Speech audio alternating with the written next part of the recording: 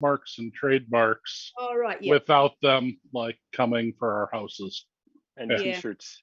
Yeah, T-shirts yeah. and buttons were much more critical, Yeah. obviously. Should have moved to the one of us should have moved to the Bahamas or some place where they don't, you know. A non-extradition state to flee the Tolkien estate. Yeah. Yeah. Mm.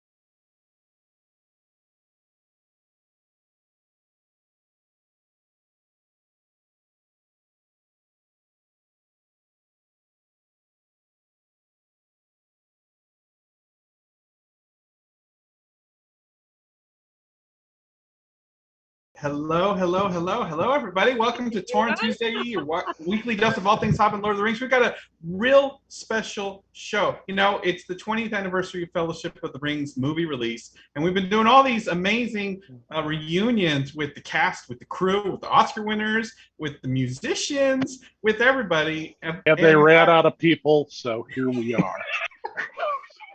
We ran out of people. So we got the founders of the One Ring here.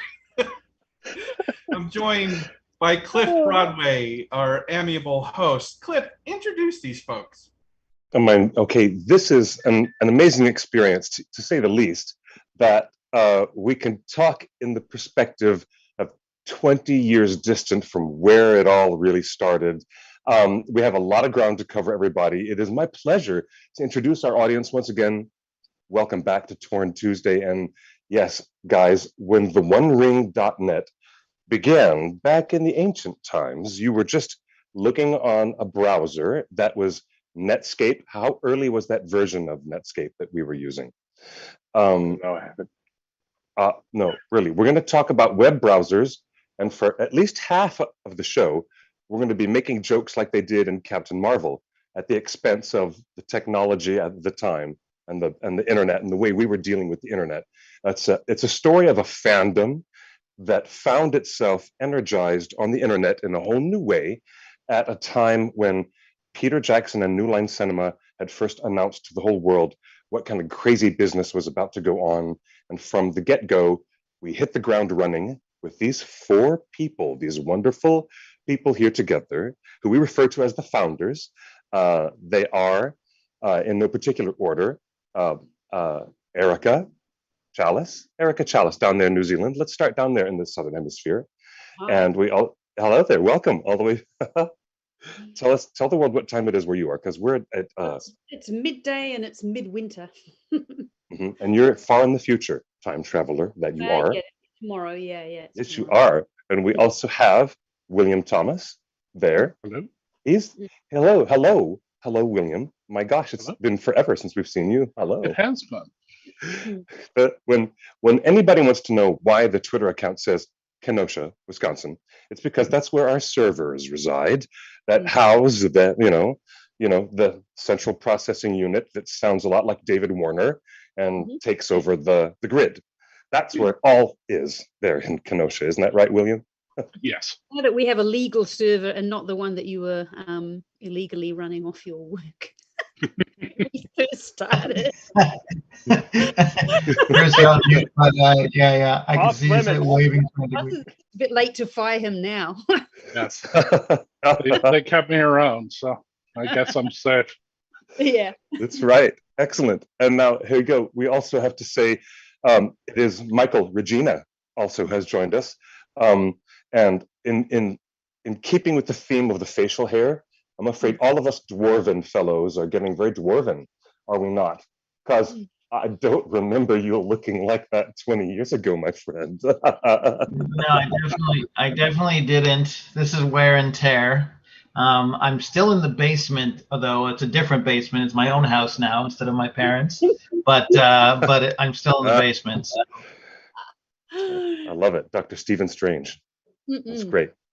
And then also, then last but not least, we also have someone who is near and dear to our hearts, and he's been on the show, helping us do a lot of wild shenanigans with the March Madness and many of the live streams and special events. Welcome back to Torn Tuesday. It is there, Chris Parata. Welcome aboard, everybody. Hello. You got He's muted muted. somehow. There he is. He's back. I'm in a Welcome. basement too. Just a heads up. I'm in a basement too. So It's a thrill. it's the place to be. It is. Well, we've got a global group here, and also in the chat room. Greetings from Uruguay. Greetings from England. Greetings from Brazil. And a bunch of people in the chat room saying they've been going to Torn for all of their 32 years and beyond. So lots of long-term wonderful fans. I want to get started and just let's start from the beginning. I was going through the archives and I found this OneRing.net domain registration on 1999. 2 cows. April 26th. Now, the interesting thing is this is the OneRing.net on April 26th. On April 3rd, just 2 weeks prior, the OneRing.com was registered. He's hitting hard fast, guys. This is crazy. So the question is, why the OneRing.net? Did it have anything to do with the Force.net? Did it have to do with the OneRing.com starting? What made the site come into option B, existence? Alex? Yeah. No, the Force.net, we were all consuming the Force.net heavily at that time. And if you remember, that was, they ruled the fandom world because Star Wars was coming back. Everyone had amazing high hopes for, what it was going to be. And for my personal involvement was solely because of the Force.net, because I was checking the Force.net constantly, like all the time, every day. And so because of that, the idea was, when we got together, it was like, yeah, that's more in line with what we want to be. So we chose .net for that reason. I think I don't even remember. Someone's gonna have a better memory than me, but I don't think you were using. Our .com was registered before we started, but we didn't know what they were. I knew there was some One Ring light bulb company or something too. That was another concern with the trademarks and stuff. Yeah, Ring was out there. Yeah. But I seem to remember that as well, that we really wanted to emulate the Force.net, and Chris was a huge Star Wars fan. He still is, and so am I. But he was the one consuming a lot of that stuff, and so that's where I think where we wanted to emulate. But I think our site went live sooner, but they had registered first, yeah. But how did you guys connect before the OneRing.net existed? You're in 3 different countries. How did you guys where were you guys that you connected over Tolkien? So Chris and I had known each other for a number of years playing online games, and he got all stalker on Mike and Erica and found their website and browbeat them into going, okay, you can design a website for us. And I don't remember exactly how you two had hooked up. I think you were doing like chat rooms on not GeoCities. It was something Something. that predated that. Mike, It was you- ICQ. you Yeah, it was adopted ICQ. the website, didn't you? No. What it was, Erica, was we were on ICQ and we were both fans of Kim Stanley Robinson, the author Kim Yeah, Stanley Robinson. James And Cameron. we started chatting about that. Of the And Marvel. then we started chatting about other things as well. We started chatting about Tolkien and all this kind of stuff, and that's how it evolved. Yeah. And then I do remember Chris emailing us, and I do remember you and I saying, "What do you want to do? I don't know how to build a website. Let's let them try it out." You've got something going, and we'd got some stories in. I think you managed to get that story into. We met on a chat room in Ain't It Cool News, talking about the James Cameron possibly making a Kim Stanley Robinson film. And then I went on a road trip taking photos of where we knew film locations were going to be roughly. You posted those pictures, and because you had a real marketing genius, you got those to Ain't It Cool News, and then we got these terrific responses like, oh, "Look at that mist! That's CGI, so obviously," because it was a picture of these sort of misty Barrow Downs near where Hobbiton was eventually filmed. And then I think that might have been when you guys, Bill and Chris, that might have been when you saw our website, because that's when we got onto Ain't It Cool and people saw us a little I'm pretty sure that's probably exactly where I saw it.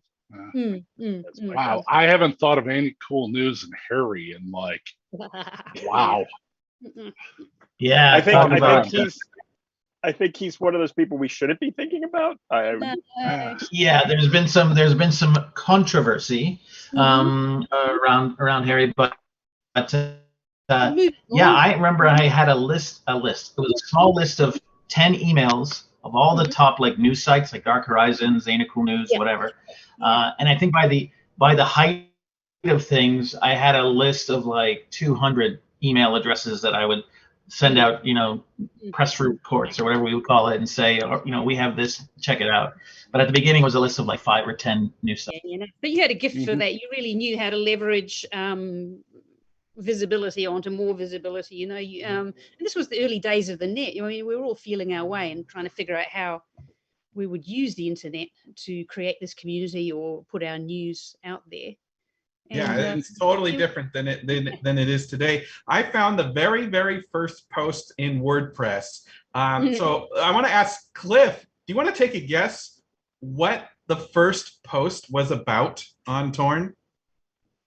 If I'm not mistaken, it would be something having to do with Erica's photos of the landscape. That must have been one of the very first things. I think so, yeah. You are correct. It is Hobbiton is being built. Yep. And I'd gather it's just a statement. There's not even exclamation marks or anything. It's just a statement. I'm a little disappointed in the production here. We don't have a screen cap of that from that time. I mean, what's going on here, Look, there were photos involved because we have a separate folder on the server with pictures that did not get connected to the new WordPress instance. So I'm not in charge of the technical stuff. I just know it exists and there were pictures. I found it. You want to see them? Can I share my screen? Yes, please. That's great. I just did a search for Hobbiton in my archives, and here it is. You ready? Yes. 1 second. And they're really low res because that's what it was. If we're desperate, I could look And through they still took 5 minutes to load, probably. Yeah, exactly. It took forever. The craziest thing that happened, somebody rang me or emailed me and said, "Hey, I fly a Cessna from an airport not far from Hobbiton. Flew over Hobbiton. You guys want to come along?" I remember that. And do it. Awesome. So I got my friend with. I can't share Justin, but if I could, I could show you the. All right, hold on. Let me hit a button. Who can start sharing? All right, try that again. Here's a question. Here's a question from Ron in the archive saying, "Is everything archived?" So the people in the live chat are asking the same thing that I'm thinking. Is everything archived? Those are our ones from the Cessna, actually. Yeah. Yeah. Oh, Yeah, that was a few months later. Yeah. And it coincided with the Mirror, the Daily Mirror, the UK paper, also doing the same thing. And by that stage, the production was getting really furious because now he has 2 planes. Now Oh my our gosh. camera wasn't as good as theirs, so they got better shots, but we could at least confirm and say, yep, we saw the same thing, even though our lower res shots don't show it as well. Can you imagine what the production was thinking? Like, who the hell are these guys to hire a plane and go take photos? Well, I met the farmer later because we were sort of organizing tours there, the red carpet tour. Here we go. Tour around. And he was like, yeah, these bloody people would come over with bloody planes. And I was like, oh, really? Oh, gee, that must have been cool. Wow. That was Who would that have was that our- nerve? This was visibly the first time that anybody who had cracked open the book and ever read Tolkien looked at Peter Jackson deliberately trying to turn that physical countryside into a representation of what we have known and loved since the 1930s. It was the first time There. ever, and it really There's blew the ever. first Oh one. my gosh! Look at mine, Look yeah. at that. That Yeah. is amazing. I remember that photo. Yeah. So, Erica, I wanted to ask, since you're posting, you're getting helicopters and you're posting these pics in the early days of production. What Yeah. has changed in New Zealand that Wow. no one's doing that for Amazon's TV series right now? Oh, right. Oh. Hey, look, we were copywriting the OneRing.net back then. Ooh, Wow. By the way, Jeff Scott in the it's a chat room trademark. says production sets have Stinger missiles on set to shoot down helicopters. they've built these great big sound stages, and they do a lot more stuff indoors. So I don't know if the Amazon production's doing that, but yeah, they've got this infrastructure so they can I think film. that was the first image. I really think that might have been that one. Yeah. Well, the second post on the OneRing.net was a wild rumor, so crazy that it set the world on fire and was totally wrong. And boy, do I know how that feels with the Amazon series rumors, young Aragorn. Yeah. Well, that changed. That changed over time. The second post from Mike was George Lucas is working on Lord of the Rings. Oh no. What? I don't remember the Sean Connery rumors that kept coming up. Mm-hmm. And Well, Uma that turned out to be true about Sean Connery actually turning it down, or at least it's become myth now. I don't know. I don't even remember this George Lucas story, but what was funny on the other end when we were at the production party at the premiere party for King Kong, if you guys remember, George Lucas was actually there at the after party. Oh, I remember. And, yeah, I got to shake his hand. Yeah, I got to shake his hand. You got to shake his like I did. Yeah, and he seems as absolutely disinterested in being there as I'd ever seen anyone. But he was one of the first people in the auditorium for it.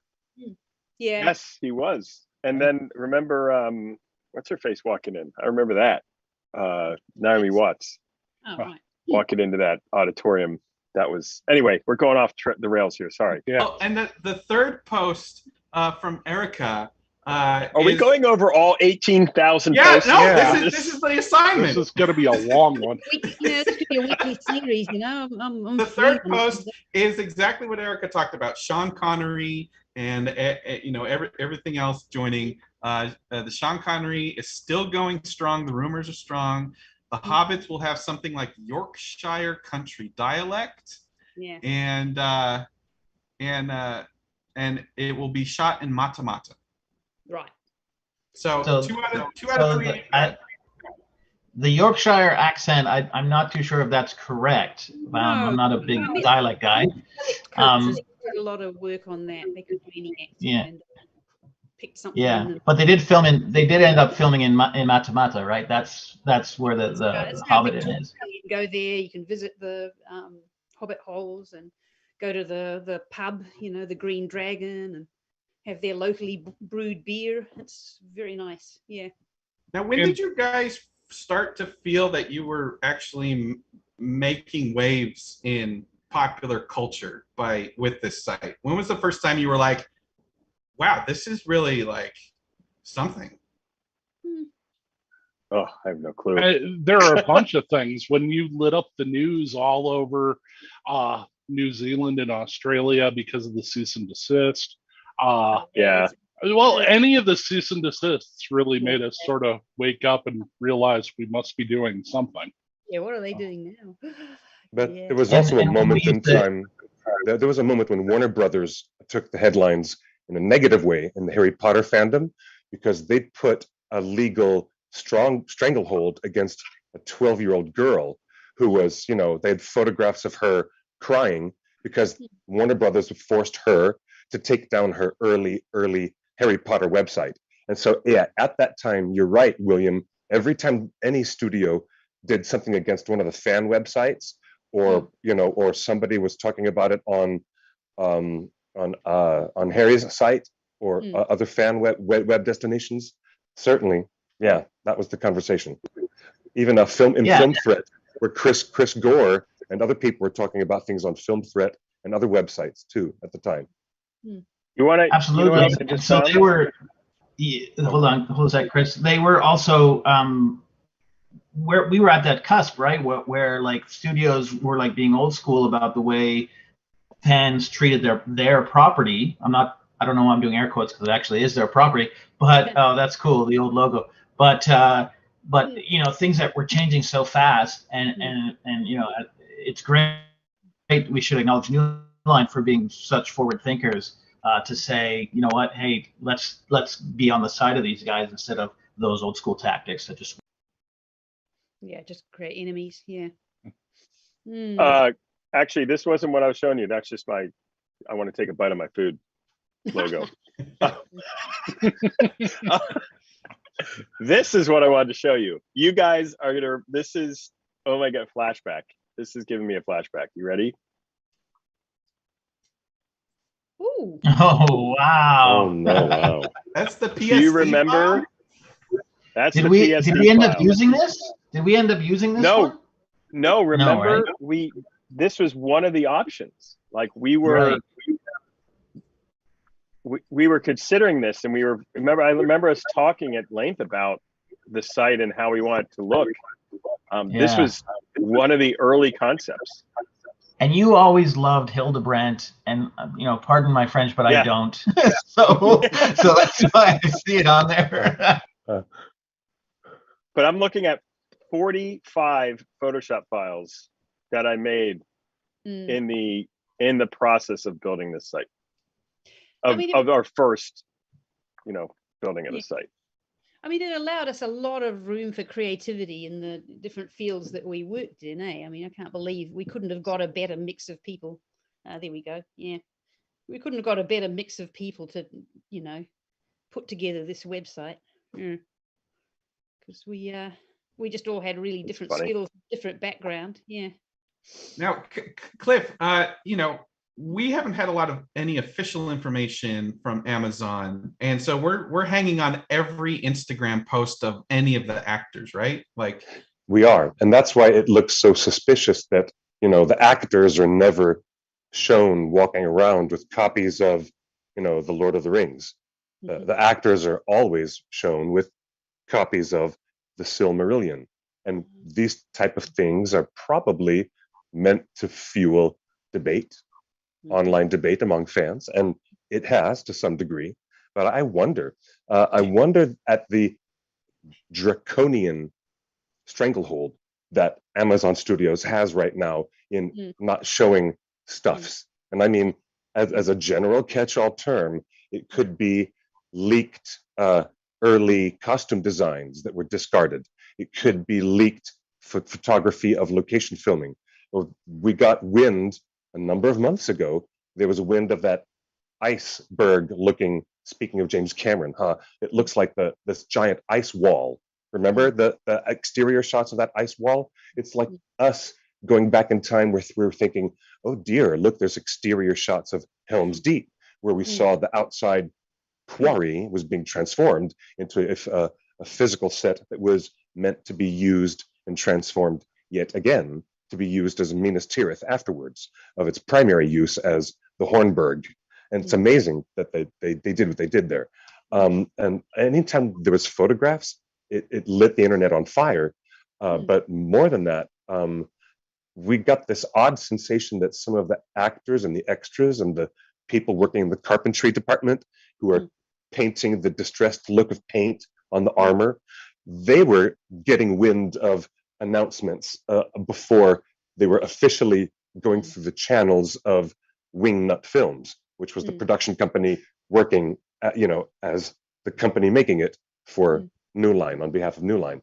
And so faster than the people could hear through the normal channels of, getting a crew sheet distributed to them the next morning, it was some of us or some fans posting about it on our boards or talking about it in our live IRC chat right there, New Zealand time, while the rest of the department was sleeping and hadn't yet printed out the call sheets to tell them where they were going to be for shooting the next day. So it did happen a lot that we were like light years ahead of time. It was kind of crazy at that moment, wasn't it? It kept happening and evolving so quickly. And was that all from Erica? No. Stuff was just leaked. Yeah. Well, I think a lot of it was once you got on the news, we became the source. And stuff. Yeah. it was both, it seemed like, well, from the outside, it seemed like we knew everything and we're getting like 500 credible tips a day. But then at the same time, internally, we're like, we know nothing. Yeah, exactly. I mean, I remember fielding 1,000 emails a day of and I'm not talking spam. Like these were legitimate emails of like replies and comments and questions, and then in there would someone would just dump me a zip file full of photos. And then then I'd be sharing with you guys or looking or whatever, immediately slap our logo on it, of course, and try our best. And there were times when we got photos of sets that weren't Lord of the Rings, right? So, but pretty much everything happening in New Zealand at that time was 90% Lord of the Rings. But there were even times we got stuff that wasn't even the right production. Yeah. But it's weird that I'm not hearing. I mean, it just could be that I've aged out of that cohort of people that are, sort of students and people that are doing sort of odd bits of contract work to do with the films. But I don't. It doesn't seem to come up in conversation. People aren't saying, "Oh, my cousin's a carpenter on it," or "Oh, yeah, I did some of the sewing for it." For this production. Maybe because it's based in Auckland and I've now moved to Wellington, but I don't hear a word of gossip about it, actually. Is it considered to be the same stimulus to New Zealand? Because what it was like, no person in New Zealand was more than 3 people removed from the production or something crazy like that? No, it doesn't feel like that at all. Nobody seems to mention it. I don't know. Yeah. Maybe it would be different if I were up in Auckland, but no, I just don't hear about it. There's some social media chatter where it's like this is a new kind of fan thing of like hanging on every loose thread, every Instagram post. But I found this post from theonering.net that was an article. Oh, the big cow. A cow had been cast in Lord of the Rings, and it was big enough to go in a newspaper, and it was good enough for theonering.net. It was always good enough for the OneRing.net. Yeah. What are you talking about? The bar was not very high some days.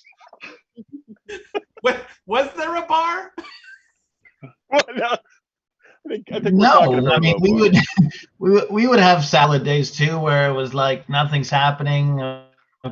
That's why we wrote articles. Gotta post something. Okay, it's somebody's birthday. It's No, we had to generate. Yeah, That's why we.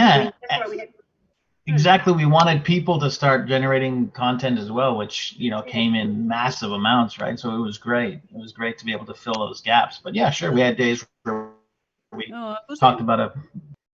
Did I take those photos? I went to a casting call in Matter and failed to get cast as anything. Can I just say something here? Yeah. No. I've gone down a rabbit hole a little bit. Because I'm looking back and I have the worst memory. So you guys are going to be the ones who are going to really define the actual history here. But I'm looking back and I see I have meeting logs. We had meetings, and I'm saying I'm going to send out the agenda. Like this, no memory of this for me at all. And I have here a meeting log of our staff from September 16th, 1999. Yeah, of us in IRC, chatting with Jinsey and Ballin, and my connection's unstable, but it's crazy. Wait, so what does a fan website meeting minutes look like? I mean, what did you talk about? Like, oh, our numbers are down? Oh, stop. Stop. Yeah. Ha, ha. So oh my God. That's so awesome. I want to read these. Was is this this all your girlfriend over at the IRC? Yep. Yep. Yeah. X, is this your wife now? No, not in '99. No. Oh, okay. Keep going. Wow. There, Jinsey shows up, Christian, and then been Bill shows up in here. I think this Crazy. Garen here person is full of shit, by the way. Where's Erica? Can she make it? I had the worst internet connection, so yeah. But this is New I'm sure there's oh, there I am, Paradise, a dead channel. look at that, Bill. Yeah. Can you read that? Yeah. Mm-hmm. That's the moment we added Ballin to staff. How cool is that? It says there, Cal, you wrote the agenda, which means you are the master of ceremonies. Everyone have a copy of the agenda? Wow. And then me You're all so formal. efficient. Let's start the Yeah, meeting. just And then setting you things talking up. about Entertainment Weekly. Mm-hmm. This is just crazy. You know, I gotta say, So for you're a running bunch of kids back then, we actually kind of had a little bit of our stuff together. I mean, you know, like it was like, I'll do this, you do that, let's talk this, let's do that. Yep. And we were dealing with like adults in like magazines and TV shows, and you know what I mean? Like it was kind of interesting. It was interesting because remember we would try and every now and then would try and think, well, how can we fund this? You know, can we do advertising? What was that big one? Was it IG something games or IGN. IGN. And That's the conversation I found, Erica. That's the conversation I found where it was Bill and I. We're going to out ourselves 20 plus years later, but Bill and I like, oh, how are we going to get this? How are we going to convince Mike that this is a good thing? Like it was like a whole conversation, and then we brought in again memory loss, whatever. Berendier. yeah, I don't remember that guy at all. Sorry if you're watching, dude. I seriously have no memory. And we consulted him a lot, Bill, for some reason, or her. I don't remember. And I remember I was showing in this log, but like I was showing them the test design with the IGN logo and saying, hey, you think Mike's gonna like this? It was so crazy. Wait, so the stuff I have. did you guys I want had no idea I commanded such fear amongst you guys. we were up against these real professional people that wanted to make money out of us, and we were trying to carve a space where we could be free to, you know, have our content and not, you know, be spammed. And there were all the stupid, ludicrous internet stories of people becoming millionaires, and there was always like, we never tried to cash in, but there was always is this going to be our payday? And we never pursued it. And obviously we kept going well past when we should have, because some people did cash out and actually make some money. That's the question. Was there ever an opportunity to cash out? We'd run awful. Nothing real. Yeah. Not legitimate ones. I mean, we had a lot of offers to like join these like what we'd call them, like conglomerate, like fandom.com, like super fandom sites that aren't even around, I don't think, to this day. So yeah, no, and no, none of the studios, you know, as we all know, ever said, okay, I'll give you $4 million to take everything, right? That never happened either. So but remember okay, that time I heard whispers that for stolen footage. He approached us and we were like, screw off. We're not, we're not fencing your stolen footage. And then I think he took it to that little site based in Christchurch, and they reported it to Peter Jackson. I don't remember that one. Police ran. I don't have memory of that. And caught the guy that had stolen the footage. It was quite the story. Yeah. I went to court to see what happened next, but it was sort of boring and nothing happened, and I didn't get anything. What court can be like, it just drags on forever. So Now, we recently had the producers of Lord of the Rings, and Rick Porras was explaining that, when they were building Helm's Deep or something at the beginning, and a guy camped out on a mountaintop for a week, to get a long lens shot, and then, they sent security, to figure it out. Did you guys ever get those photos? And did you post them eventually?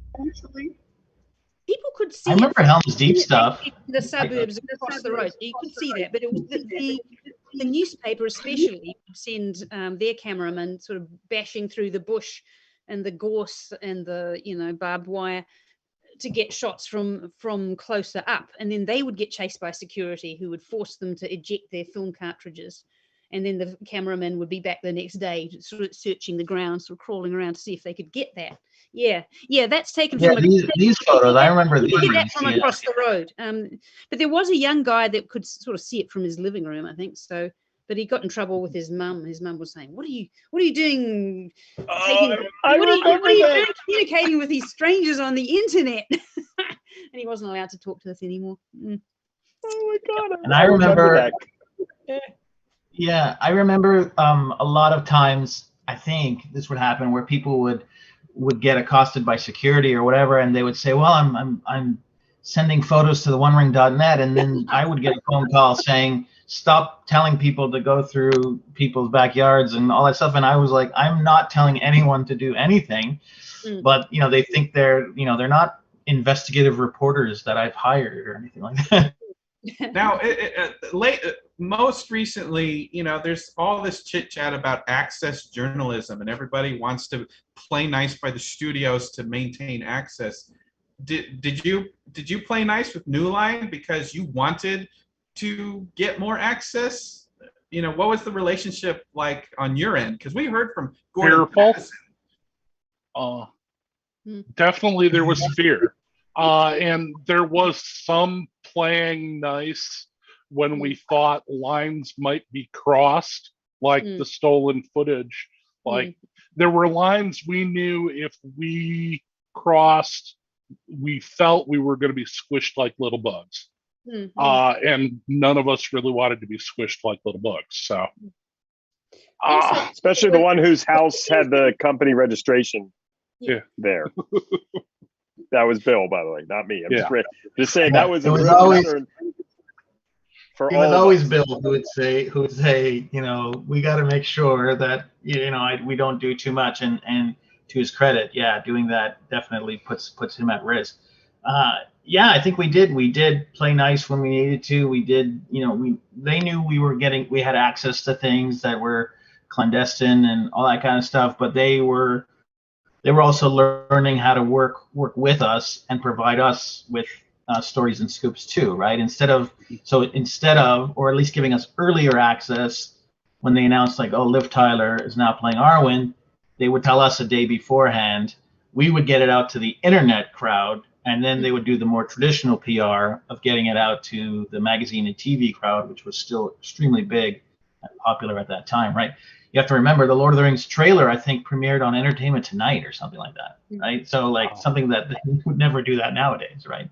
But back then, that's how it was. Bill, how many times have we been sued or threatened to be sued? Threatened quite a few. We've never actually had any real legal action. I guess we had some little copyright stuff, mainly from the litigious, the lawyers that get a portion of any of the suits they file. Those I think were the closest. Chris, what's that story about? Didn't we have like the photo 50 pixel photo that we got almost got sued? Oh yeah, that was relatively recent, wasn't it? That wasn't even real. That was only tangentially related to the Lord of the Rings.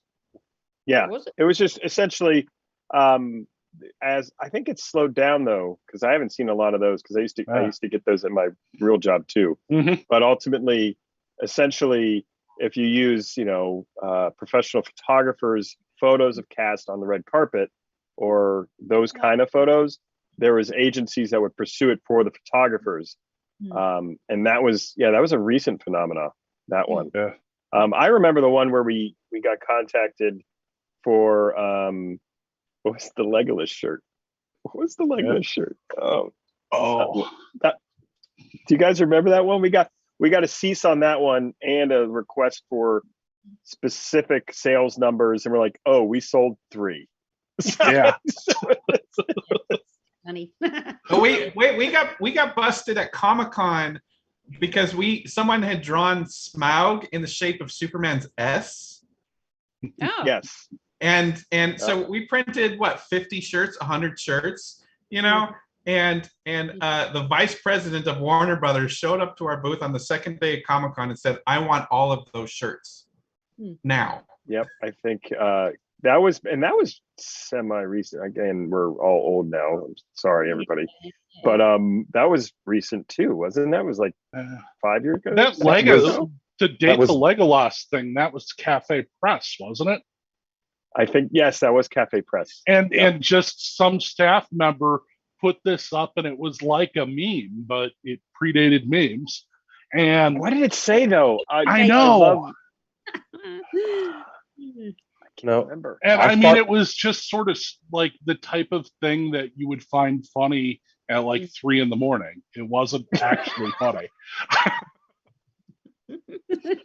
That's funny. Hey, I thought that it was when the first Man of Steel was released, and that was when the dragon was designed with the shape of the Superman S. And is it that long ago? Oh my God! Tucked away at the very bottom end of the tail, at the end of the tail of the dragon, was a tiny little bilbo and a little Arkenstone, rather. It was right there. Yes. Remember that? Yes. That was but no, we're talking about very on with that Legolas shirt.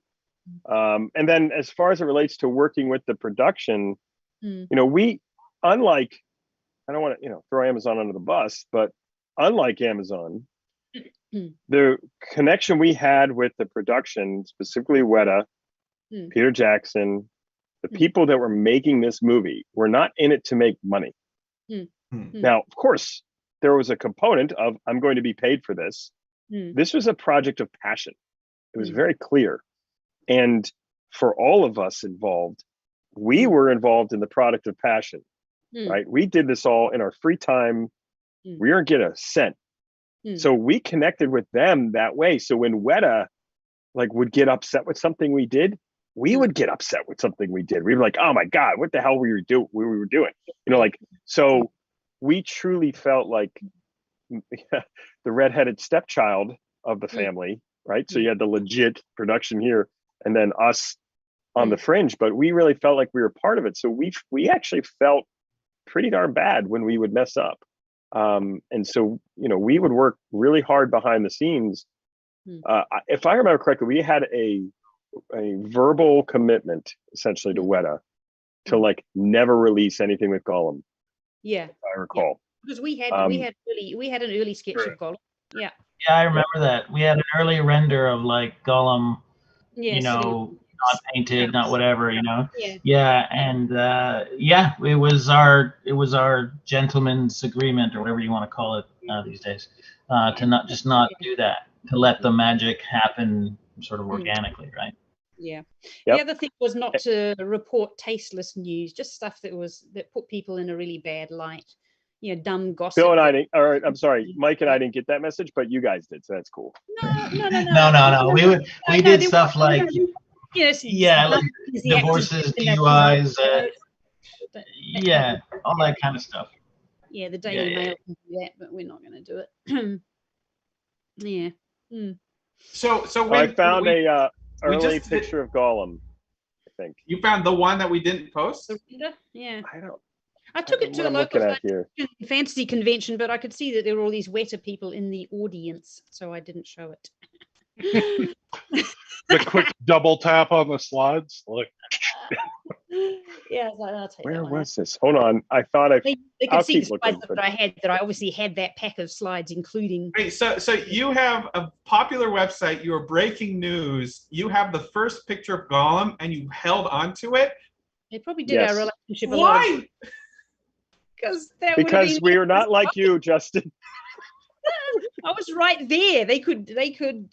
it would have burned all of any good feelings we goodwill. had, Yep. and it Yep. probably resulted in legal action. Exactly, and at that point we had another 3-4 years, Hmm. you know, that Well, we at saw. that point, we of were doing thinking 3-4 years, but it's been Yeah, like it's been 20. 20. But at the time, you know, we had more time to run out, so it's like we're not gonna burn anybody. I did just find to them. get- I did find them. You want to see them? Or at least Yeah, the chat room wants to see it, Chris.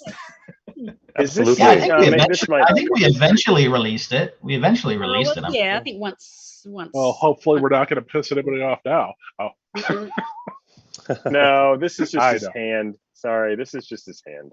I think. Okay. No, we had the. I'm whole- still looking through. I'm going All through right. these things. Well, are we've got a question from the chat, and this is a long one, so I'm going to read it. Donna in the chat room on Facebook says, "I have a desperate question to you that I've had for years." Mhm. Oh, there it is. Hold on. Oh No, we have- no! Is that it? Wow. You, we had a more crouchy one where that's. I seem to think we had that. No, you this had is this the and one- you didn't show it. This would have blown up the internet. it would have. They would have also shut us down. Exactly. We wouldn't have Yeah. survived. Anyway, go on. Yeah, I want to hear Donna's question. All right, Donna's question. Yeah. Sorry, Donna. We didn't mean to. Yeah, interrupt. in the DVD behind the scenes on Return of the King, there was something shown where they were showing the crew what had been filmed. They scanned the audience, and there is one glimpse of a man with black hair and an angular nose who gives a somewhat shy wave. And that's all she can remember. It Is was there me. any I way- admit it. So she's asking, is there any way to find out if her friend Charles is on that? Like, what would I would say? You No. just post that on Twitter. Like, get the screenshot, Yeah. post Yeah, it on post it. Twitter, and let the internet do its magic. Yeah. Hey, here. I think I found it for real now. I think this is it. Ah, yeah, Is this yeah. it? Yep. Wow. This is the one. I think so. I don't. I'm not. I'm You know pretty where sure you know where this this is from? You know where No, this is from? This is from it was- this is yeah, from that one- production yeah. video they made to sell the movie to merchandisers and whatever. They made this. Do you remember that? It was like Licensing. it is one of the most popular books of all time. Yeah, show us. Da-da-da, that's Show how- us footage. Yeah. We have that footage. We will not show it, but we have that footage here. Actually, here, guys, gals, as well. Look, here, I got it more. This is the stuff we had that we did not release. Yeah, that was it. Yeah, the silvery. Yeah, and then yeah. So what, Like, what do you think? What should the One Ring do if we get our hands on something like this now, in the age of social media? Well, all of us have much more to lose. So, Houses. Well, we would rather at least be involved if our house is going to get taken. Oh. Well, okay. let me go back real quick, Justin. Let me just go right back real quick Yeah. to the point I was trying to make earlier. Was we felt like we were part of the family. Hmm. That came with a responsibility to not be the kid in the family that causes these problems, right? Yeah, burns the garage down. If yeah. you'd fast forward in The Hobbit, it was a similar team, similar effort. King Kong, we did, the challenge here with Amazon is that I think they've made it very clear there is no involvement of fandom, right? They're and I don't want to. Yeah. This needs to be proved out. That's true. Yeah, but this needs to be proved out. So it's not a solid statement of what I'm about to say, and it's my opinion. But I'm not sure the people involved in it are really that passionate about Lord of the Rings. I think Bezos likes Lord of the Rings, and he likes signing a gigantic check that will make something happen for his pet project.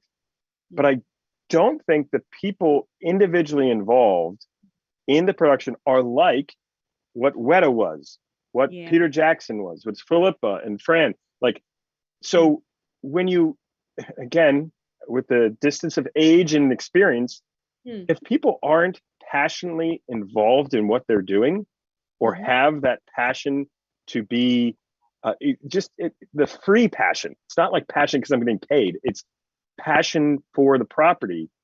I don't see it happening, and I don't see them seeing any value in talking to people that are passionate about that, right? They see it as a hindrance or a burden. Now, that has yet to be proved out, like if that's how it rolls out. But that's the huge difference here. That's from the time I met Peter at Cannes, it was so apparent to me, and then what was shown at Cannes, so apparent to me, they were fans first. They risked their 5 years of their lives or more to put out a vision, a collective vision into the world. And just like anything that's ever good or amazing or awesome, it requires a significant amount of risk. What I feel with the Amazon production is there's no risk. Because Bezos is just writing that check. I just spent $100 on Prime Day, for God's sakes. Like that's happening. There's no risk. So why involve the true passionate folks like in the old days? There's so many examples. I know I'm preaching here at this point, but there's so many examples from way back when of how to get this community mobilized and excited and into making something a success. That if you ignore that, it's on you. How did you know that fans were making this movie? Oh, we knew fans were making the movie when I think like the conversations we were having with Weta and Peter Jackson behind the scenes, in my opinion, and then meeting Peter Jackson. Well, Richard the Taylor. biggest, Richard Taylor, but the biggest one, I think, the proof in the pudding. Mike, remember this? You opted out of Cannes, if I recall. The invite to Cannes, right? Like, we're going to invite fans to this industry insane event. Like that was the immediate, like, oh, well, they're really serious. They paid for us, didn't they? I don't remember. There was like it was stupid how cool it was, right? And so that was when you're like, oh my God, these people are very invested in the fandom. So, and they invited a bunch of Lord of the Rings sites. How did you guys decide who goes to Cannes? And why didn't you send Cliff? What? Mike opted out, no. right? You opted out, dude, right? Yeah, I was still in school at the time, and so I couldn't miss school at when Cannes happened, which I think is April or May or something like that. So unfortunately, I opted out. Cliff, I don't even know, and forgive me for this, but were you even around during those very early days? Yeah, no, I there, right? At the time when we had put energy into getting a bunch of people together with Erica and Cindy and Mike and myself, and of course also Tukesh, our boy John, Ben Asher. We created the Green Books as an online magazine. It would be an online kind of forum with articles and conversations. Yes. That happened so much later in the process. Was that in the second year of the OneRing.net? And at that time, I don't think that we were pulling big interviews with people at Comic-Con because of the stuff that was shown. That it's a very, for the audience that doesn't really know, but the French film festival held at Cannes in France is traditionally the place where the industry brings some of its biggest, like Martin Scorsese prestige pictures to a film festival like that. It's like, this is even where Quentin Tarantino made Thunder with some of his earliest movies at that time. Bear with us. And for them to invite a little fan website that was sneaking up little landscape photos of the misty hillside with the little sheep dotting the landscape. How did it translate? Because at that point, everybody had come to our IRC, into our ongoing Barlaman chat structures, which allowed for a lot of rooms and a lot of people. And our message boards were out of control, even in comparison to what was happening at IGN, or what was happening at Ain't It Cool News, where there was that same energy of people posting their opinions about what we were posting, our opinions. And it was amazing to have everybody invited. I don't remember being invited at all. I remember thinking to myself, oh, that's cool. Somebody from the OneRing.net, either, Erica or Mike or Chris or somebody is going to go to Cannes. But I was never invited, and I would not have wanted to have gone. Well, would and not I have don't wanted think to we go. got like a dozen invites or anything. It No. was No, pretty it was limited. Gordon reaching. It was Gordon, right? Reaching out to you, Mike, and then Yeah. Mike, you opting out, and then because of the distance from New Zealand to Cannes, it was a challenge for Erica, and I was just sort of, a computer tech guy, so it was just like, oh, okay, I'll go, and yeah, like it sort of defaulted. Did you learn? Did any of you learn anything in the recent Cannes reunion we did that was surprising? Well, I could say not really. No. I mean, it was more of the that show that we did. That was more about just confirming what we already knew. These folks were fans. These folks were treating it differently. These folks were passionate about it and willing to take the risk to make it a big deal. And then and I guess the one thing I learned is they were not very confident. At least it didn't seem like it. They were worried about the reaction from the audience, and then everybody came out of that, bought and sold Lord of the Rings, like every single hardened anything. So that was pretty cool. But yeah, there was opportunities like that we passed around the ownership, right? And then it was only, starting years later when we got like set visits and other thing that really we then let other folks go in what we would do our place. So it was, we tried to spread that wealth around. And I think we did a pretty good job. We made a lot of mistakes. I got to be honest. I mean, you look back at how the people involved with the site and how they've been involved in the site, and you learn a lot with the volunteer staff, because are they truly want to be volunteers? Like, are they okay with not being paid? Are they okay without the fame? Are they okay without, like, there's all these little things that destroy most fan sites that we've managed to survive. Yep. We had, I don't want to go into it because it definitely is private information, but there was definitely some instances that really pulled at the strains of the One Ring, like for us, in my opinion. Like, we had some very interesting situations where money became involved, which was, it couldn't be more clear that when you add money into the situation, it becomes a problem. And so I think we collectively continued on. One of the best things I loved was the books and homes that we used to do, Erica, with all that. We Remember all that money we'd get? We actually just did that again, February? Something like that? Yeah. Wow. Not to pat ourselves on the back, but I wonder how much we've donated to Books and Homes, because that's been a long Bill time. probably knows. Yeah. I would have to look through the books. And I mean, the individual commitment is not that big, because it's what the primary school you went to, right, Erica? No, the program started in the primary school I went to, which since that time seems to have become a very run down sort of gang infested area. People just don't. That good thing, the One Ring money went to a good place. All right. Yeah, but it didn't go to but that's that's where you want to send those books though. So it's not the specific school I went to, but I could see that it was a cause we wanted to support, because everyone should have access to good books. Can I throw an estimate out there? It had been taken care of, so we just found another small school. Right. In a remote area. Ruhunga? Yeah, Runanga. Yeah, it's a there we go. town, it's remote. It's actually, I actually thought it might be near where they might film, because there's an area that is actually it's called these marble geological structures which were named quite recently. So it's like Moria Arch and Galadriel Stream. Oh, that's and all cool. And I went exploring. Well, don't give away our plan, Erica, though. Our 20-year plan was to pay for these books for these kids to grow up. By the time Amazon series around, they could go on the property and take photos and send them to us. Yeah. So Maybe that, they will.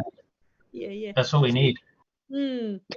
Wait. So you've got a popular website. You're breaking news. You're withholding news. You've got message boards. You've got green books. You've got MIRC. You're producing a documentary, Ringers.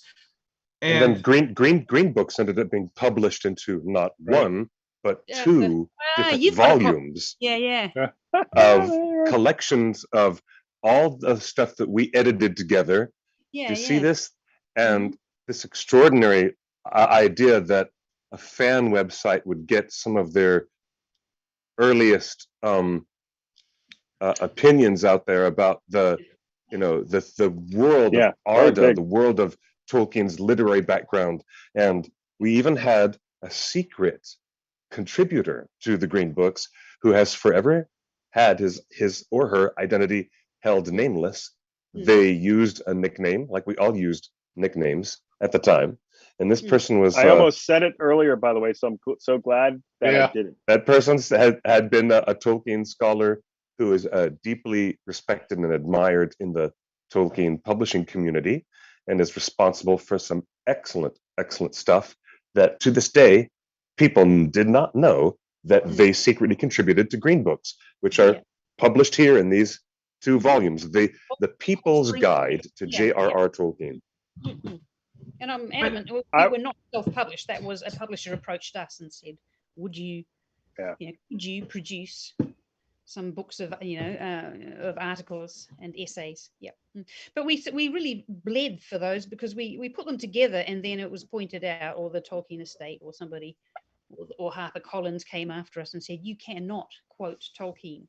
You're not even under the fair use agreement that you normally do when you are writing in a scholarly way about something. You're allowed to quote it. They wouldn't let us do that, and we had to sort of eviscerate the books and find ways to explain what we were talking about without quoting it, which was just murder. I remember that. I remember the Purge, and when you edited all of the professor's quotes to a minimum, a bare minimum. I had to do that, and it actually sucked a lot of the joy of the project out. We had this beautiful thing, and it couldn't be what we wanted it to be. And they wouldn't really communicate with us about it. They just said no. Well, that's okay. There's still a copy of it on the shelf there at the Tolkien Library collection there in Wheaton, Illinois, at the university library there. So that's okay. Is that one of the things I remember is at the height of our popularity, we were in the early days of the internet, really, really highly ranked website, visited constantly, challenge, maintaining the servers and keeping things up. But we were driving a ton of affiliate sales to various places. And one of them was Sideshow Weta, which is making the statues. And, we were selling for them upwards of like $200,000 of product in a given time. And that converted to us to a percentage, right? And then that percentage went right back into the books for homes or whatever the server fees. And it was, we were making tons off that, which was helpful because we needed it to keep the site online, and we needed it to, and we wanted to fulfill our commitment to supporting the charities that we supported. So, but when this that's insane. But if all of this is happening and the workload's getting bigger, and you're seeing, .com sales and stuff like that, did any of you think, all right, I can make a career out of this? Let's turn on. I retrained as a journalist. I realized, and then I learned how much actual real paid publicists make. And I was like, whoa, I could have done that. Yeah, we were doing a lot of free publicity, and only years later did I learn what that was actually worth as a wage. I think after Return of the One Party, if we had a suitor that would have paid all of our bills and shut off the website, I would have taken it. Because We took, right, Bill? Remember, we took. We went into humongous debt, right? Yeah, We went we to owed for like huge 2 debt. years. It's But we off did my it. credit report now, so that's Oh, good. Good to know. about that. Yeah, I think I Wow. discovered my passion for marketing, at least through doing this kind of stuff. Yeah. Like reaching out to people and just communicating and like Natural. You're just sharing stories. Yeah. Really So good. if you all know the value of the work that is possible through a community like this, like you still, like, you don't want to make this your full-time job? No. It would ruin it. Could ruin Yeah. it. Yeah. And not to mention today's. I mean, It's too fast. it sounds.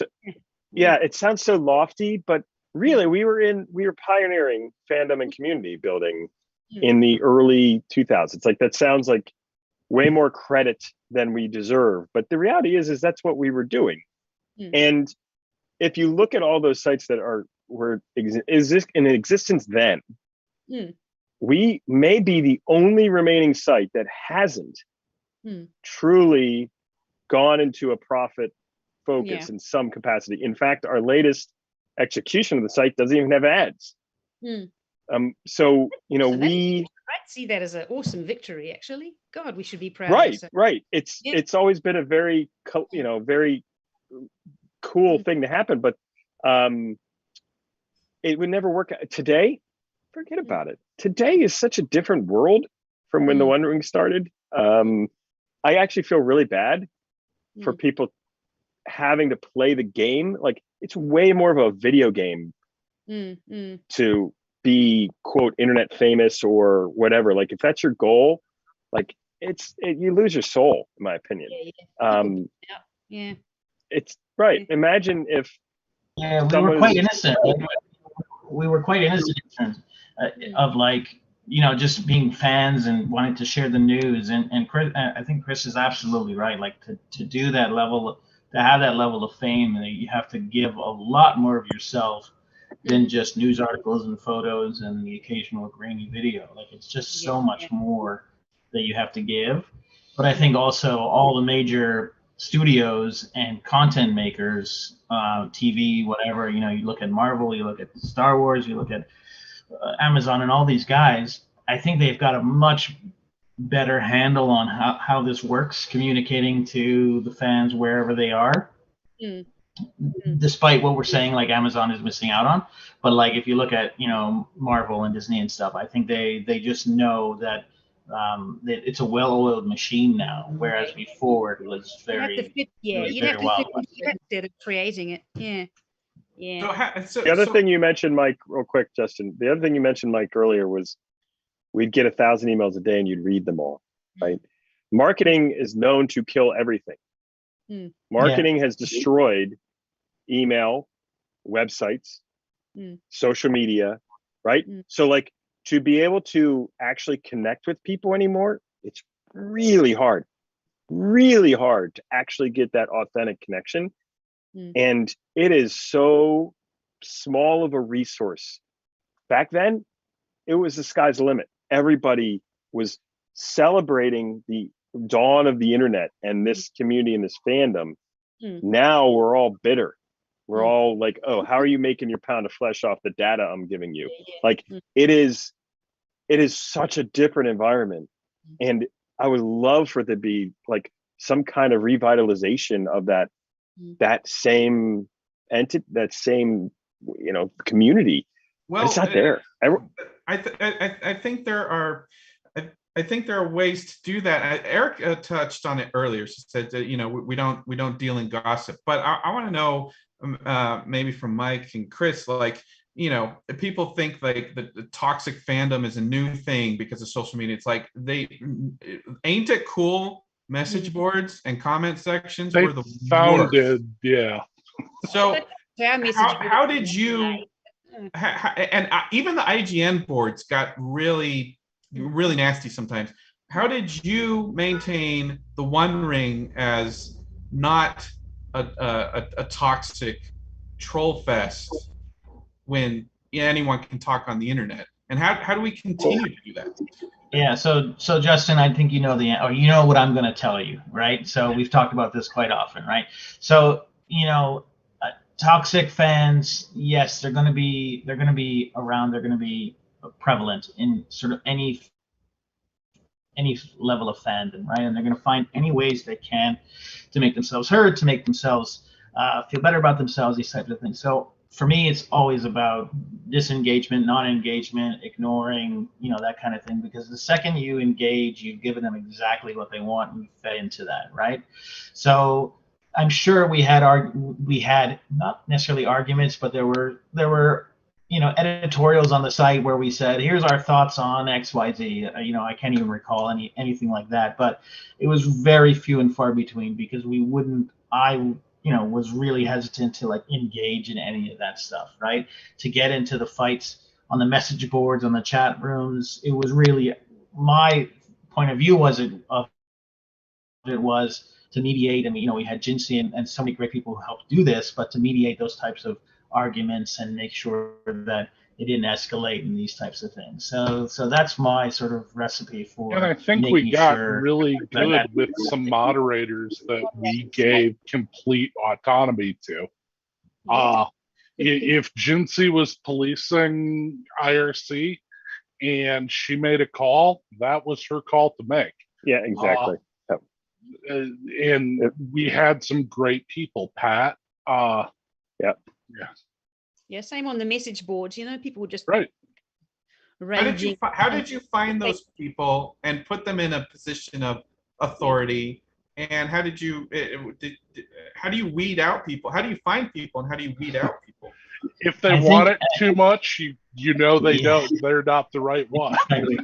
It was almost like it was, and Cliff is a great example of this. And Cliff, forgive me for forgetting that you came up with your green books, but it would be like, hey, I'd love to volunteer, and I like this type of stuff, and we'd say, oh, I think okay, we'll try you out, and you can manage this. And if they showed a tendency of being level-headed, of being even, fair, and quite good at what they do, then we would give them more and more responsibility, like a Jinsey or like Cliff, who just naturally sort of rose through the ranks and get more and more frontline responsibilities. You can get a real sense of people, and that's the other thing, the dawn of the internet. You got a real sense of people. Like, we had never met, but we were able to be confident in each other and how we were going to run things. Bill was running, by the way, Bill was running a MUD, right? Is that what it's called, Bill? Multi-user dungeon game, and I was the annoying little, and that's how we knew each other. So we knew each other enough in that capacity to know that hey, it might be fun to try to work together in this capacity. But the real challenge today, going back to how do you handle trolls? The reality is then there was no outlet for them. Once Jinsey, once Pat, once whoever said, get out of here, they were out of here. They were not there. You didn't hear them again on the One Ring thing at all, right? There's no Twitter, there's no Facebook. Everything is filtered through a gigantic entity these days, right? Facebook controls everything that you see. Google, pick where, Twitter, right? We controlled what people saw in Lord of the Rings fandom. We controlled if you came in the IRC chat. We controlled the forum. There was no opportunity for it to persist. If you showed you're an idiot, you were gone. You were just gone, and there was no way for you to have recourse. What usually happened, if I remember correctly, and it could be just I was a different person then, but I remember a lot of these people would go to other sites, like other competing sites, right? And just raise hell there, right? So, we recently had a discussion online with Twitter about Ian McKellen being cast and whether him being openly gay was an issue or not. And it's so funny to listen to some of the folks who were there at this time straight up deny that it was an issue. It's like, Mm. It was Where such were an you? issue, and I'm just so sorry that we don't have screen captures like the one that people saw earlier sure I in this do. broadcast. But I'll find some. I mean, we don't have the ones from the Ain't It Cool servers. We would Yeah. have the ones that we had from our servers. I'm sure you can find some Mm. from. Absolutely. It's amazing that at the top of the show, people asked how much of it, and can you give us a percentage? How much of the original posts and articles and photos and things do we still have archived? All of the pictures and articles should still be on the site. All of them. How you get to them and if they're easy to find, that Is is another question. right. When we did only the difference- major redesign, we did keep all of the there is a copy of the old green books that is still accessible. That's true. Uh, It is there. so- However, This is much the to my image archive. much to my surprise, there were some chapters that were removed from green books at the time when we published the People's Guide to J.R.R. Tolkien oh, because we wanted to show right. And I think maybe some of those that were held to be book only versions, they might not have come back when we brought the Yeah. archive over to the new site. something I was just thinking about, Chris, you brought up ImagineCon. That was like the Yeah. first time we met face to face. And I mean, Yes. the world has changed. There's internet dating. Everybody knows people only online. But Mm. back then, like Mhm. knowing somebody only online and then meeting them in person was like, okay, am I going to end up murdered in the fields of Virginia by Chris? Like, I think I know this guy, but and we formed a business without ever like shaking hands. Mm. Yeah. Indeed. However, we're also responsible as a community for bringing people together who had never met, and they ended up Yeah. building a life together, falling in love, and got married, and have raised an amazing family in the most disarmingly picturesque way of a romantic dream come true of a couple of Tolkien nerds finding each other on the OneRing.net and then building a life together from that. Believe it or not, this is a story that is true because I was the minister at the wedding. I know it's a true story. I'm telling you. I think we might surprise ourselves when we look back at the One Ring conventions. Remember the One Ring Yep. conventions that we dabbled into briefly? That was fun. Mhm. Or how about That was a the- lesson, by the way. That was a lesson. People profiting off our brand. I mean, we look at Yep. it. You can look at it now, right? Yeah. Of like, And they hey, profited. right. And so we could look at those as examples of, when we probably made some poor decisions, but some good came out of it. And doing our parties, like Bill said, I remember. I mean, Bill was the one who bore the stress of sort of my insanity, and That photo. that we were stuck with that party debt for a very long time. Yeah. And I will. Can I admit this? No, I can't. But there is some things I did that are against what I would normally do. No, not that. That are against what I would normally do. To just try to help alleviate what we did for the party, because that party, what was the cost, Bill? It was like $250,000 or something. It was insane, and we charged people nothing to go to it, like compared to the cost of the party. Yeah. So it was crazy. It was crazy. The Oscar Anyway. party to end all fan Oscar parties, where once again the OneRing.net turned a relationship with the publicists of Hollywood on its ear. And that was when the cast and the crew decided to not even go to the New Line Cinema event with all of their Oscars. They came down the block to visit the fans, and us hosting a little soiree that we did just for the online community to bolster up their voice of celebrating the success of the films year after year. But I yeah, don't even have the picture of Peter there. I don't have a similar picture of myself with an Oscar. My uncle got one. They, like, It's funny. Mhm. Oh, we lost Bill. We lost no. Bill. Oh, He just rage quit. I think that's how upset he was about it. But that's too bad. That's unfortunate because that's a very memorable night for me and for everybody. And I must have been kept in the dark in a lot of these cost things, either because I was just distracted or didn't care, unfortunately. We weren't trying to make the money But back. but yeah, I definitely would have tried to help any way I could. so Yeah. was everybody coming to our Oscar party?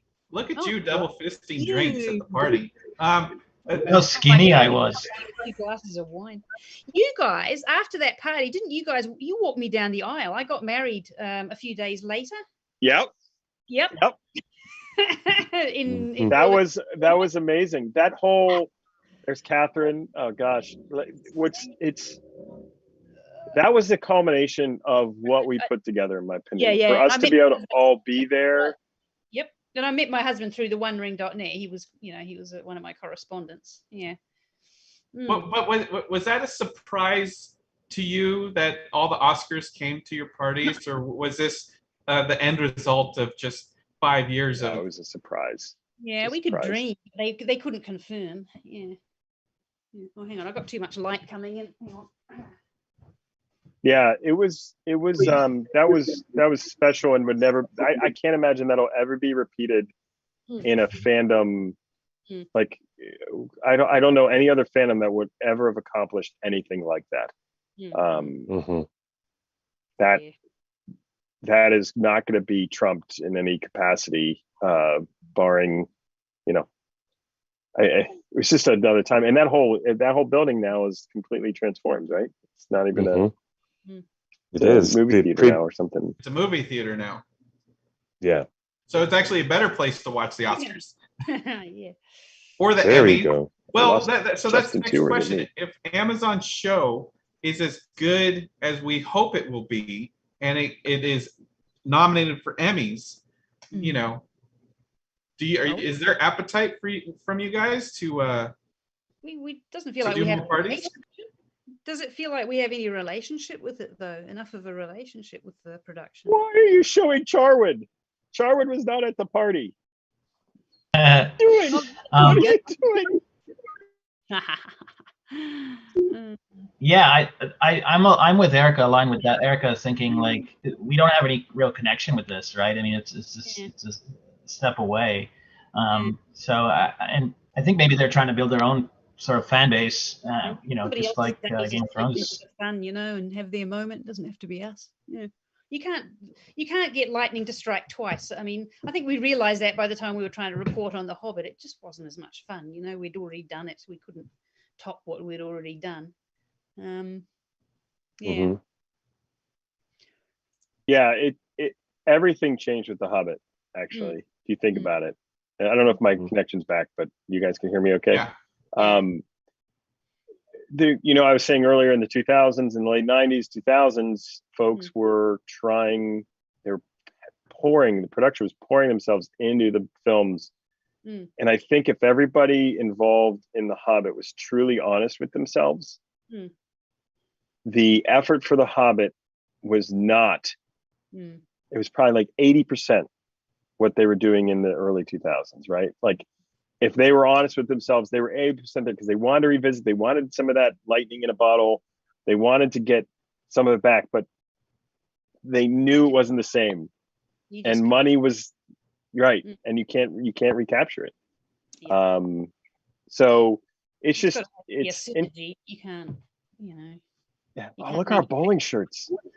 Look at our bowling shirts. I still got mine. Yeah. Look at me. Ooh. Ha. There's Bruce Hopkins. That was the Two Towers party at your cliff, right? Yes, Yep. It is. But so what? If this is good and it's Emmy nominated, worthy, like, do you as fans want to take on that stress? No, we won't. We won't put a party on like that. Nope. Not for. We're not involved. I mean, they're. It requires that the people behind the scenes are passionate fans of the property as well. In my opinion, for it to go over correctly. We might do some events. I think it's more likely we're going to do an Oscar party reunion, like 2024, do something in New Zealand and just celebrate 20 years of Return of the King or something along those lines. We definitely have people to get together every September 22nd for public picnics that are community structured and appear throughout the world in every time zone, where people gather and have their own potluck picnic. And we have a pretty big one in Los Angeles as well. Yeah. Well, I kind of have to get to work reasonably. All right. soon. Well, I was hoping Bill would find his internet Yeah, again. we lost. I guess my last question is. I'll wait for him to come back, but yeah, I just.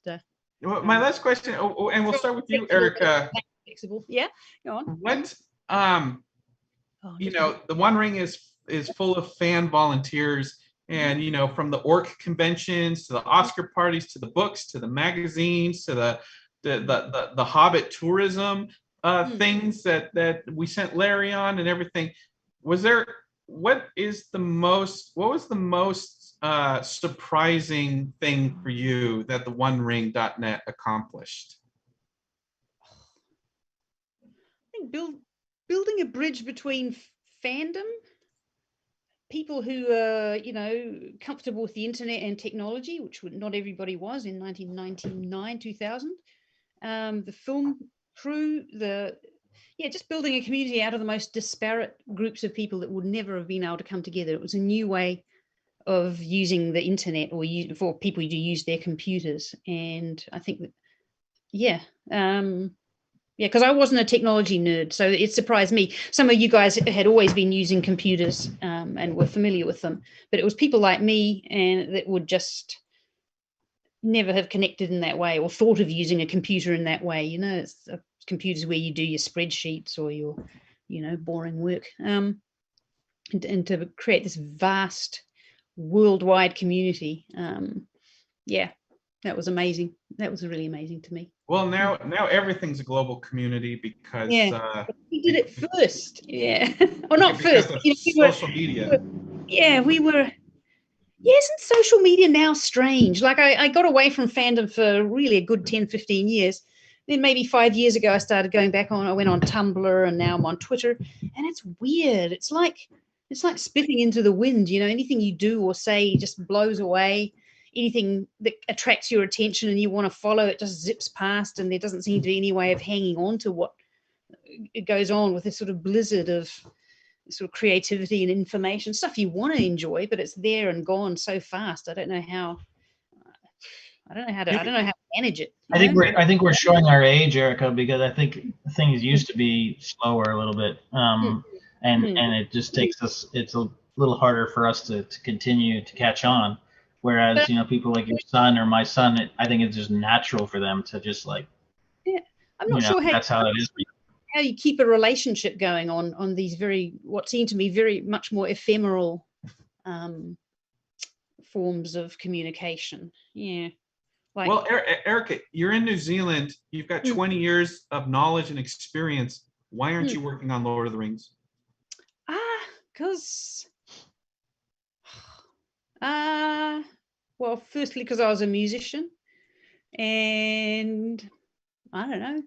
I had the chance to, but then I was pregnant, so and then I don't know. I just do other things. I'm writing now. I've done a creative writing degree, and that's where my focus is now. I don't think I would have been happy being a part of something that big, which would give me really, if I was part of the machine, I'd have very little scope for creativity.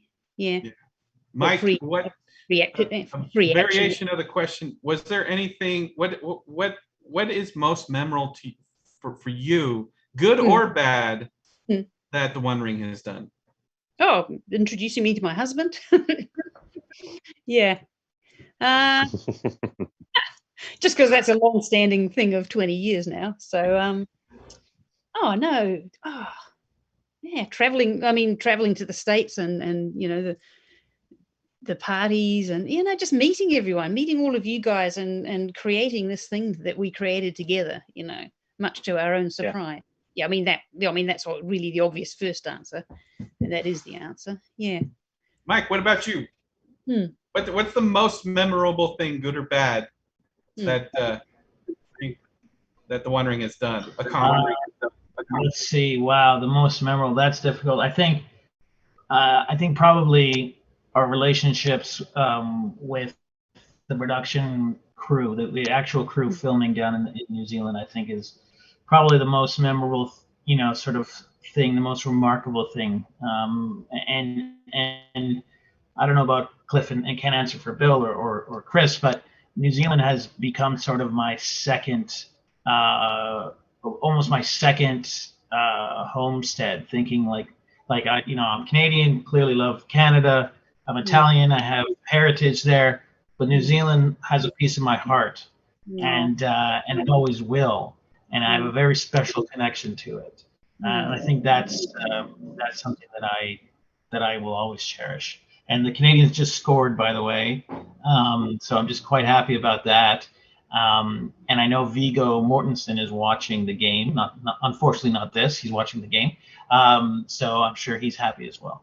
Oh, he's watching this too, dude. Come on, he's watching. Well, Bill just emailed me and said Bill's computer completely crashed, so he doesn't have time to come back on. Chris, in the era of social media and everything's a community, where does the One Ring go from here? Well, the One Ring goes from here, and what we've been doing, trying to lead by example. We've done that from the beginning. You and I have had talks quite a bit, Justin, about how does the One Ring, with its ancient idea of non-profitability and maintenance of this community, how does that function into this crazy world? Like Erica, you said it so well, by the way, the things floating by left and right. I think we just continue to lead by example. We do what we can do in the outlets where we can do it. Twitter, I'm gonna, this is, by the way, this is as much more transparent about how we run the site than anything. I've said this to everybody. Twitter, ban every single person that's just a pain in the ass. Every Facebook post, every comment. If we want an army, if you guys want to be an army on our website and help us to diminish these crazy, insane people that have this insane ideas from the community, help us. We'll moderate them, report them, we'll get rid of them. There's no place for it. And so leading the way, in my opinion, is where we're going to go. But if I could say one quick thing on the other question, I think Erica, Mike, Bill, unfortunately, Bill had to bow out, but the legacy that we have left behind, along with the early adopters like Cliff and Jinsey and all these folks and Pat and everybody who was involved, I'm going to be happy on my deathbed knowing what we've done. I know that's crazy to say, but when the end of things happen and I've got my family and I've got I'm literally going to think about, hey, remember when we did this cool thing? And it represented something so much more than an individual ego execution. It represented a unique, colorful, diverse, welcoming community. Whether it's still there or not in whatever year that is, I'm going to be proud of that. I'm going to be proud that we never cashed in. I'm going to be proud that we all remained friends and remained helping this community go along its path as it is, because nothing can take that away, short of Bill deciding he wants to sell the site and just doing it, but he won't do that either, I don't think. So it's the accomplishment is really a very unique thing in a time when history will look back at the dawn of the internet And I hope we have like a sentence in that history book. Mm. Oh, and there's still this one website. Yeah, I know it's weird. People are still using websites. There's this one website that still exists, that started way back when, and inspired so many love stories and so many communities and so many positive things in a world that is often overladen by the negative. So if we can continue to do that, it's just whipped cream and a cherry on top. Final thought. With Warner Brothers making new movies and Amazon making new TV show, Erica, how can the studios do right by Tolkien and the fans? Gosh, I think that answer just kind of has to change with the decade and the time we live in. If you're making the films after the Second World War, not that you could have, but that would be one thing. Making the film in this kind of what seems like divided world and post-COVID, I know this is a very vague answer, but I just don't think there's one way to make the movies. And Tolkien would have accepted that too. He did have that thing that he hoped these stories would be recreated in different ways. And I think it's a strength of the story that we will reinterpret it. And there might be interpretations that you think, oh my God, it's too political, or it's too fluffy, or it's too high fantasy. It's not high fantasy enough. It's too gritty. It's that's fine. I think it'll, if you don't like this interpretation, wait another 20 years, there'll be another one. Mike, any tips for the studios? I just say get fans involved and don't be scared to include them in the production as well. They might just surprise you. Well said. Can I get an amen up in here? Hallelujah. That is, you guys really buttoned it up beautifully. And it's wonderful to have all of you. On behalf of William, we apologize. Somebody pushed his computer into a quantum alternate realm, and then we lost that connection. It's the same computer that runs the website. So so is it up? How can the systems admin guy have a computer that? It's because it's both half alive and half dead inside the box until we open it up and take a look at it. Exactly. Yeah. So the poor thing. But on behalf of William not being here, but I have to say thank you, especially to you guys, Michael and Chris and Erica, and thank you for coming together to observe in so many really well said, well articulated ways. What we did do over 20 years is a singular and unique experience among online fan communities, bar none. There's simply no other comparison, really. And I hope maybe, one day we'll take another look back at it and say, yes, indeed, we brought some good people together who really love Professor Tolkien in their heart of hearts. And that's the best reason of all to meet in fellowship. And I'm sure that Professor Tolkien would be so gratified by that aspect alone of people gathering in great spirit together. And wow, who knew? All these years later, look at the house, as I used to call it in an article that I wrote, the house that Bilbo built. It surprised Professor Tolkien. It went further and further in his career than he ever thought it would. And also, I think in reflection, us as, early people building a community on the internet at a time when it was a wild frontier and we didn't quite know what was going to happen next. And I think we've surprised ourselves too in that, what do you think? Yep. Definitely. All right. Yeah. Well, thank you, everybody. This is the OneRing.net Founders Reunion. Shout out to Chris, Erica, Mike, and Bill, who jumped off. And Cliff, take us out. Okay, I'm in love with all these people here, and I don't want it to end. But it's become a longer broadcast than usual. Thanks for sticking with us. To our ever faithful audience that joins us on the Twitter and the Instagram and the Facebook and all the things. Thanks for being with us. And next week, again, join us for more mischief and rumors and news and everything in between at theonering.net on Torn Tuesday, broadcasting live at 5 p.m. next week. Until then, please take good care of yourselves. Good night, good luck, or rather, buenos noches y buena suerte. Bye. Bye. Bye, everyone. You guys want to hear the latest?